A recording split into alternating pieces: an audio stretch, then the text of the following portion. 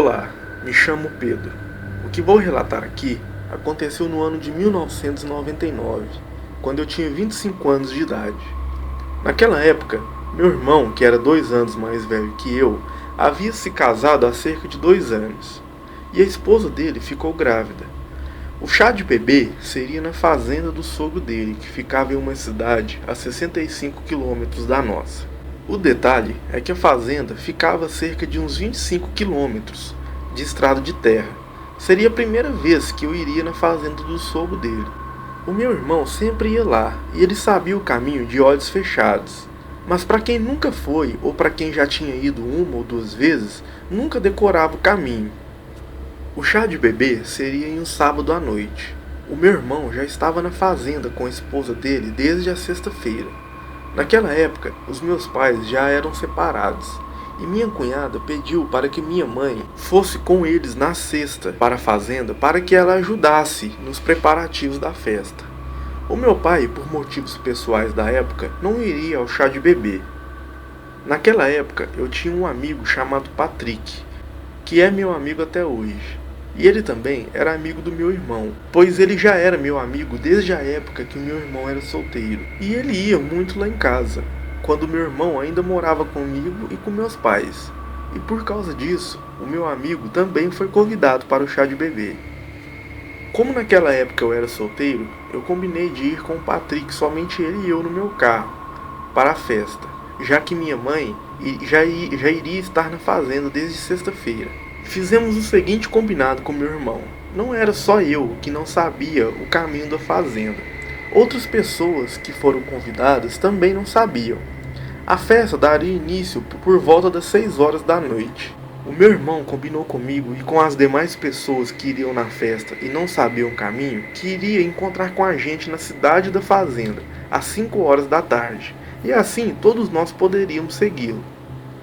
E assim fizemos. Quando deu sábado, às 5 horas da tarde, eu e mais algumas pessoas até mesmo que eu não conhecia, que eram amigos do meu irmão e da esposa dele, estavam na cidade e no local que meu irmão marcou com a gente, onde iria nos buscar. Passado alguns minutos, meu irmão chegou lá conforme combinado, e todos nós fomos em comboio atrás dele. E foi como meu irmão tinha dito. A ida da cidade até a fazenda era em torno de 25 quilômetros, mas o problema é que durante o percurso tinha várias viradas, então eu não tinha certeza se mesmo aprendendo o caminho uma única vez, na volta eu iria conseguir seguir o caminho sozinho.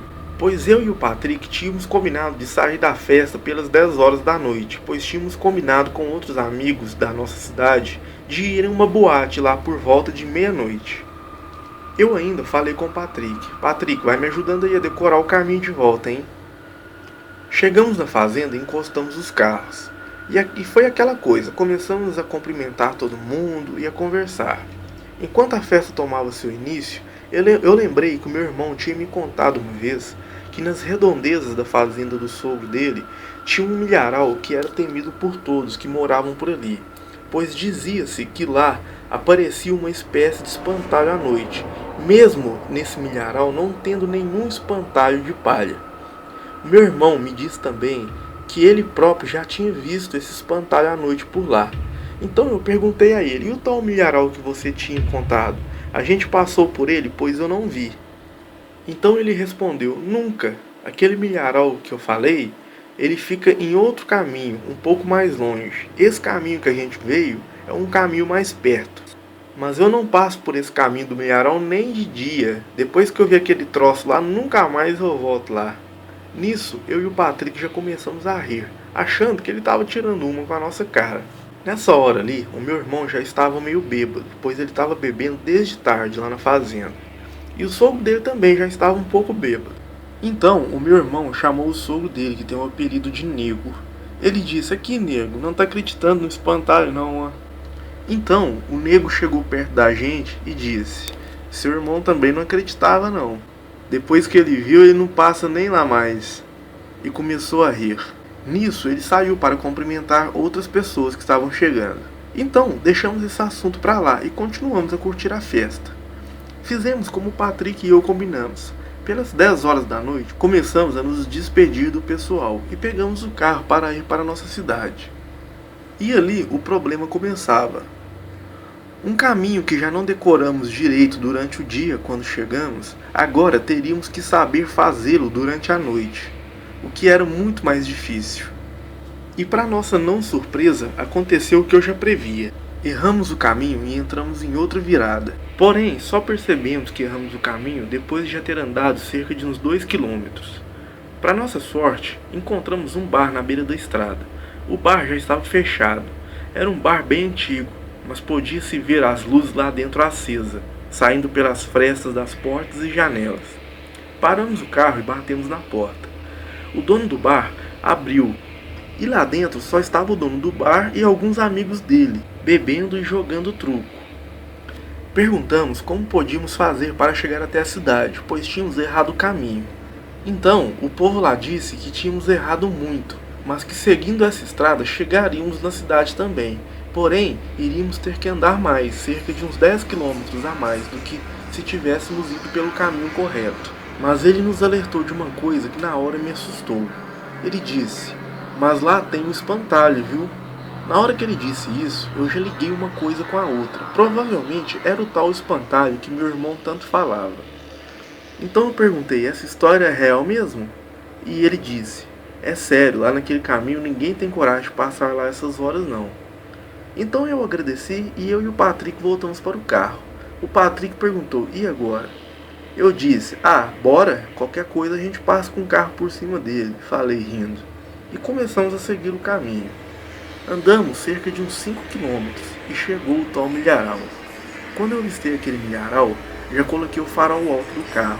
E minha curiosidade era tanta que eu até abaixei a velocidade para ver se realmente via alguma coisa. Quando o carro estava bem ao lado do milharal, eu dei uma paradinha e ficamos eu e o Patrick olhando lá para dentro do milharal. E o meu coração do Patrick começou a bater muito forte, porque nós dois ao mesmo tempo conseguimos ver uma coisa lá dentro. Era um vulto negro em meio às folhas. Estava parado e parecia estar nos encarando. Aquilo estava a cerca de uns 8 metros da gente e do nada começou a correr em uma velocidade realmente surpreendente. Aquilo estava correndo em nossa direção. Na hora o Patrick já começou a gritar: "Vai, vai, vai!" Eu engatei a primeira e saí cantando pneu. Eu estava em total atenção na estrada, mas o Patrick se virou para trás para olhar e viu que o espantalho rapidamente conseguiu chegar no meio da estrada onde estávamos parados. E ficou lá no meio da estrada parado, olhando a gente se afastar. Depois disso, não tínhamos mais dúvidas. Meu irmão disse que tinha passado por uma situação parecida quando passou por lá em uma noite. E finalmente acreditei nele e no sogro dele. Isso aconteceu em 1999. Após alguns anos, voltei na fazenda do sogro do meu irmão para outras visitas. E passamos nessa mesma estrada durante o dia. E pude comprovar: nesse milharal não tem nenhum espantalho de mentira que fique por lá assustando os pássaros. Mas à noite, essa criatura sobrenatural realmente aparece lá. Boa noite.